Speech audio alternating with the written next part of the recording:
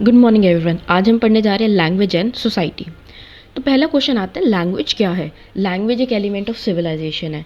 In short, language एक ऐसी चीज़ है जिसके कारण हमारी जो सोसाइटी है वो आज एग्जिस्ट कर पा रही है। अगर हम अपना मैसेज कन्वे नहीं कर पाएंगे तो रहना बहुत ज़्यादा मुश्किल हो जाएगा। So first, language is element of civilisation. Second, जैसे मैंने पहले बताया, लैंग्वेज ज़रूरी इसलिए है क्योंकि हम अपने थॉट्स को, अपनी बातों को दूसरों के सामने रख सकते हैं, अपने आप को एक्सप्रेस कर सकते हैं। इसलिए लैंग्वेज बहुत ज़्यादा ज़रूरी है अगर हमें एक सोसाइटी में रहना है मिलजुल के। Now second thing, how language comes. तो हमारे जो ब्रेन है उसके अंदर डेवलपमेंट होती है, तभी हम बोलना सीख पाते हैं। दैट्स वाई जो एक छोटा बच्चा होता है उसका ब्रेन अभी इतना ज़्यादा डेवलप नहीं होता, धीरे धीरे उसका ब्रेन डेवलप होता है, उसका कॉर्टेक्स रीजन डेवलप होता है और वो एक लैंग्वेज को एक्वायर करता है। ना लैंग्वेज की बहुत ज़्यादा इंपॉर्टेंस है, बट हम यहाँ पर कुछ 4-5 इंपॉर्टेंस डिस्कस करने जा रहे हैं। पहला, सोशल कॉन्टैक्ट। लैंग्वेज के कारण हम एक दूसरे से कॉन्टैक्ट कर पा रहे हैं। अगर लैंग्वेज नहीं होगी हम एक दूसरे से इंट्रैक्ट नहीं कर पाएंगे, कोऑपरेट नहीं कर पाएंगे और एक हारमोनियस सोसाइटी नहीं बिल्ड कर पाएंगे। सेकेंड, एक कल्चर कैरियर है। लैंग्वेज के थ्रू ही हम अपने आइडियाज़ को दूसरे लोगों तक पहुंचाते हैं, अपने कल्चर के को दूसरे लोगों तक पहुंचाते हैं। ये कल्चर एनरिच करने में हेल्प करती है। Third, convince. अगर हमें अपने इमोशंस को, अपने हमारे माइंड में क्या चल रहा है, इसको किसी के सामने एक्सप्रेस करना है, ये सबसे बेस्ट एक लैंग्वेज के थ्रू ही किया जा सकता है। तो language helps in expression of emotion and the state of mind. ना fourth, learning. Language plays a important role in learning, because language होएगी तभी हम जो नॉलेज है ट्रांसमिट कर पाएंगे। हमें नॉलेज हमारी बुक से मिलती है बिकॉज हम उस बुक में लिखी हुई लैंग्वेज को जानते हैं। तो लैंग्वेज एक बहुत इंपॉर्टेंट रोल प्ले करती है स्टडीज़ में। Now commodity. कॉमोडिटी मीन्स जो लैंग्वेज है वो जॉब्स भी प्रोवाइड करती है। जैसे बहुत लोग हैं जिनको 2 या 2 से ज़्यादा लैंग्वेजेस आती है, तो उनको अलग अलग तरह की जॉब मिल सकती है, जैसे एम्बेसी में या किसी दूसरी कंट्री में ट्रांसलेटर के थ्रू। तो अगर आपको बहुत ज़्यादा लैंग्वेज आती है तो एक कॉमोडिटी भी है, ये आपको जॉब्स प्रोवाइड कर सकती है। ना मल्टीलिंग्विस्टिक, ये कंसेप्ट है। मल्टीलिंग्विस्टिक का मतलब होता है एक ऐसा पर्सन जिसको बहुत सारी मल्टीपल लिंग्विस्टिक मतलब लैंग्वेज आती है। एंड एक और टर्म है सोशियो लिंग्विस्टिक। सोशियो लिंग्विस्टिक मतलब जब कोई पर्सन स्टडी कर रहा है एक लैंग्वेज को और उसकी सोसाइटी को, कि लैंग्वेज और सोसाइटी के बीच में क्या रिलेशन है। देन ना वर्ड आता है डायलेक्ट। देखो, 2 वर्ड होते हैं, डायलेक्ट और एक एक्सेंट। अभी हम बात करें डायलेक्ट। डायलेक्ट क्या होता है? सेम 2 पर्सन है, एक अलग तरह बोल रहा है लैंग्वेज, एक दूसरी तरह लैंग्वेज बोल रहे हैं, दोनों नो डाउट सेम लैंग्वेज बोल रहे हैं। लाइक फॉर एग्जाम्पल, दोनों सेम इंग्लिश बोल रहे हैं, तो पहले वाला भी इंग्लिश बोल रहा है, दूसरे वाला भी इंग्लिश बोल रहा है, पर बिकॉज जो दूसरे वाला है ना वो वर्ड्स को डिफरेंटली प्रोनाउंस भी कर रहा है एंड उसके जो सिलेबल्स हैं, जो ग्रामर है और वोकैबलरी है वो चेंज हो जाएगी as compare to first person. तो same language but everything changes. Accent. Accent another concept है, डायलेक्ट से काफ़ी ज़्यादा डिफरेंट है। इसमें बस ये है कि जो पर्सन है वो सेम लैंग्वेज ही बोल रहा है बट डिफरेंटली प्रोनाउंस कर रहा है। डायलेक्ट में भी डिफरेंटली प्रोनाउंस कर रहा था सेम लैंग्वेज को, पर वहाँ पर वोकैबलरी भी चेंज हो जाती है, ग्रामर भी चेंज हो जाती है। बट एक्सेंट में ऐसा कुछ नहीं होता, खाली वे ऑफ प्रोनाउंसिएशन चेंज हो जाती है।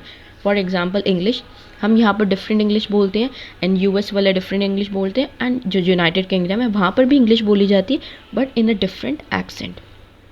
Now will talk about the language. Language के बारे में हमें कुछ इंटरेस्टिंग फैक्ट्स जानने, जैसे वॉर्फियन हाइपोथेसिस। वो कह रहे हैं कि लैंग्वेज ही इफेक्ट करती है आप अपनी दुनिया को कैसे देखते हैं। हर तरह की जो लैंग्वेज होती है बहुत इंपॉर्टेंट इम्पैक्ट क्रिएट करती है आपके आसपास के एनवायरनमेंट पे और वर्ल्ड पे। ना टोटल लैंग्वेजेस की अगर हम बात करें तो हमारे अराउंड वर्ल्ड के अंदर मोर देन 7100 लैंग्वेजेस एग्जिस्ट करती हैं, पर मोस्टली सबसे ज़्यादा पूरे वर्ल्ड में 23 जो लैंग्वेजेस हैं वो सबसे ज़्यादा पॉपुलर हैं। उनमें से कुछ है मैंड्रिन चाइनीज़ जो सबसे नंबर 1 पे सबसे ज़्यादा पॉपुलेशन बोलती है पूरे वर्ल्ड में। Then English, Spanish, then Hindi comes on number 4th, then French, Arabic, Bengali, Russian, Portuguese, Japanese, German, Korean and Punjabi. अगर हम इंडिया की लैंग्वेजेस की बात करें तो इंडिया के अंदर 780 लैंग्वेजेस है, जिसके अंदर हमने 22 लैंग्वेजेस को ऑफिशियल लैंग्वेज यानी कि स्केड्यूल लैंग्वेज डिक्लेयर करा हुआ है। इंडिया के अंदर अगर पुराने सेंसस के हिसाब से देखा जाए तो अप्रॉक्सीमेटली 52 करोड़ पीपल हैं जो हिंदी बोलते हैं। दो number 1 most speaking language, and then second comes the Bengali, then Marathi, Telugu, Tamil, Gujarati, Urdu, Kannada, Odia and Punjabi. Now a fun fact, जो हिंदी है वो एक वो आया है संस्कृत वर्ड से, जिसका पर्शियन वर्ड है हिंद। हिंद मतलब इंदस रिवर। जो इंदस रिवर है उसके कारण से जो इंडिया का जो वर्ड है, मतलब जो वर्ड आया इंदस, वो आया है। This is the fun fact. Now society, अगर हम सोसाइटी की बात करें तो लैंग्वेज हमें एक आइडेंटिटी देती है। यही आइडेंटिटी है जिसके कारण हम यूनिक हैं बाकी सबसे।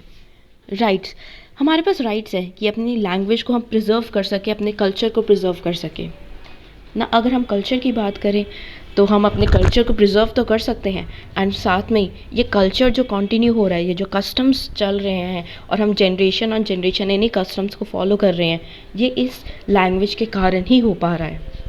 सोशल क्लास, तो लैंग्वेज डिफ़ाइन करती है हमारे सोशल क्लास, क्योंकि हम बहुत ईजिली देख के बता सकते हैं कि वो पर्सन अगर इस तरह बोल रहा है तो वो हायर है या लोअर क्लास का है। जो एक्सपर्ट्स हैं वो बहुत ईजिली जज कर पाते हैं, अगर नॉर्मल लोग ना कर पाएँ। पावर, लैंग्वेज एक पावर है। हम उसी पावर को यूज़ करके एक बहुत अच्छे स्पीकर बन सकते हैं, एक चेंज ला सकते हैं, एक रेवोल्यूशन ला सकते हैं सोसाइटी में। तो language is a great power. Prejudice, sometimes लोग भेदभाव करते हैं कि जो सामने वाला है वो किस तरीके से बोलता है, और हाँ, लैंग्वेज को अलग अलग तरीके से स्पीक करने से, प्रोनाउंस करने में लोगों के अंदर एक बायस आ जाता है, एक प्रेजुडिस आ जाता है, जो कि एक अच्छी बात नहीं है।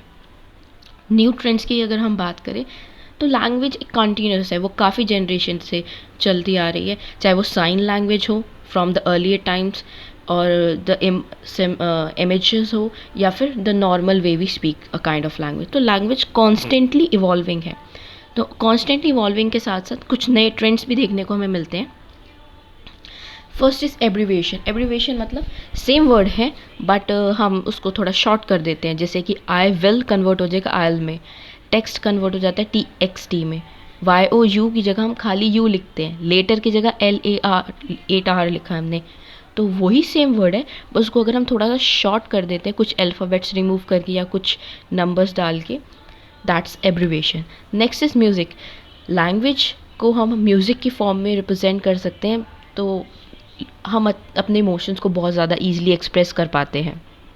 एक्रोनियम्स, एक्रोनियम्स क्या है, बहुत बड़ा वर्ड है बट उसके हम फर्स्ट लेटर को एक साथ जोड़ देते हैं और एक ग्रुप ऑफ वर्ड बन जाता है, लेटर बन जाता है। For example oh my god, तो OMNG, तो OMG हम उसको शॉर्ट में लिख देते हैं। या फिर ASAP, तो एज सून एज पॉसिबल, इसमें हमने इनका फर्स्ट लेटर लिया और एक साथ ग्रुप कर दिया, तो it is group of letters. तो एक्रोनियम्स हम नॉर्मली जब हम व्हाट्सएप या फेसबुक लैंग्वेज या इन शॉर्ट में बोले तो सोशल मीडिया की लैंग्वेज पे ज़्यादातर यूज़ किए जाते, फॉर्मल प्लेसेस पे नहीं। स्लैंग्स, स्लैंग्स एक न्यू टर्म आया है, रिसेंटली ही ये इवॉल्व हुए हैं। स्लैंग्स एक स्ट्रॉन्ग एक्सप्रेशन ऑफ एक्साइटमेंट है।